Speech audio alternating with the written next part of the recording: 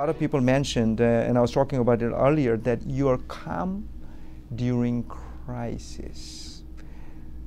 Does your leadership style changes when there is a crisis within your organization? No.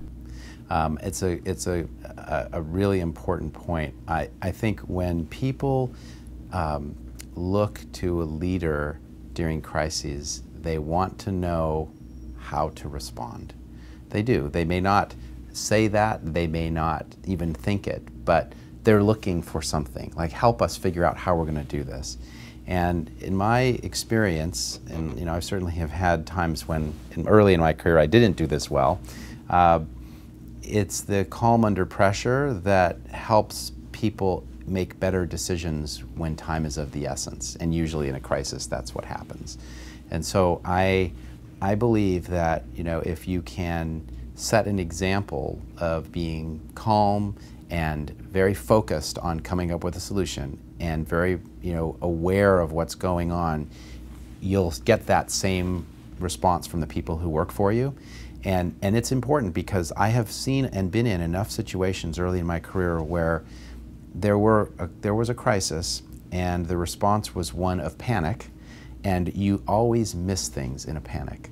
I had a wonderful professor, one of many wonderful professors in college. I went to the University of California at Berkeley for my undergraduate degree, and I'll never forget, it was a psychology class. And the first day of class, we were all sitting in the classroom, and all of a sudden someone ran across the stage. It was a large class, ran across the stage, and then someone ran after them saying, "He's got a gun."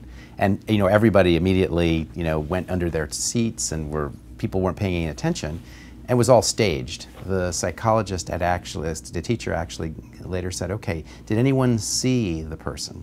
And of course you had wide variations in the height and the size, what they were wearing. Did anyone see the gun? And you had someone saying it was a shotgun, it was a pistol.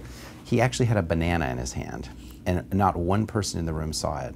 And I think what it really showed was that if you can maintain calm in those situations, you'll observe things and find solutions that you might not otherwise find.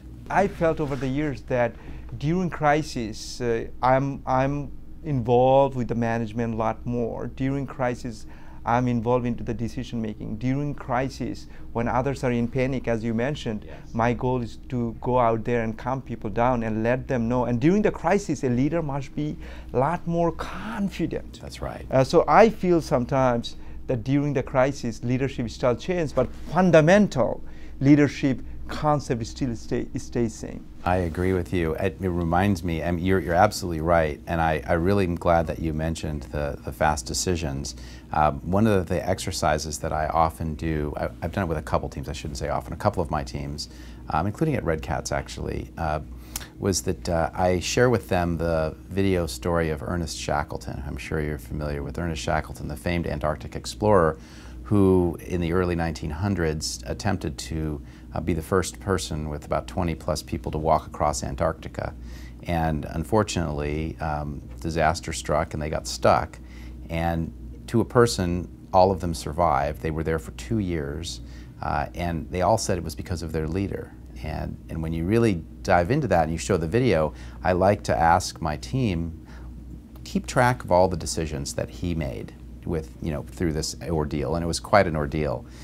And so they do that, and then I asked them to go back and identify which decisions were wrong decisions. And it's remarkable that about 1/3 of them were actually wrong. Some, of course, jokingly said, well, the first decision that was wrong was to actually go to Antarctica, but that was part of his choice.